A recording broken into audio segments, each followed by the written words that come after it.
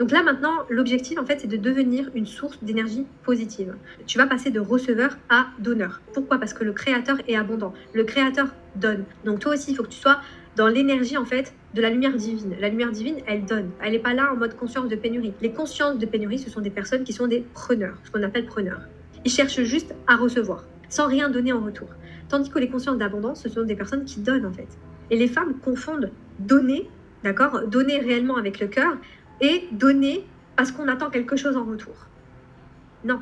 Et vraiment, Goddess, ne t'inquiète pas, dans les prochains modules, on va voir comment donner à un homme, etc. Là, pour le moment, le plus important, c'est de comprendre ce principe. D'ailleurs, une séductrice dans l'âme, c'est une femme qui sait donner une part de son énergie, une part de son âme, puisque quand tu es remplie, lorsque tu te sens complète, lorsque tu es dans l'abondance, tu n'as pas peur de donner, tu n'as pas peur d'être dans le don, puisque tu n'as plus peur d'être blessée. Par exemple, le fait de donner à quelqu'un, c'est d'être pleinement présente dans le moment présent avec la personne, par exemple, avec qui tu es en train de dîner.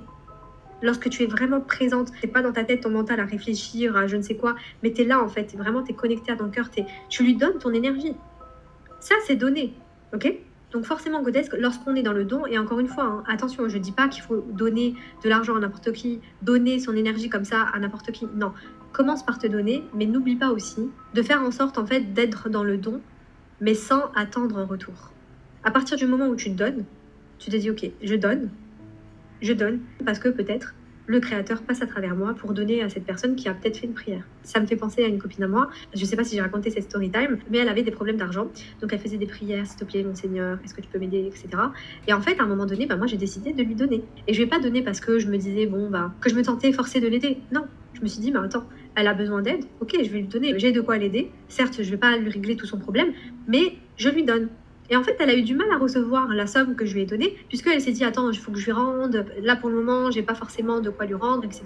Et je lui ai dit, regarde, moi quand il s'agit d'argent, c'est soit je donne, ou soit je donne.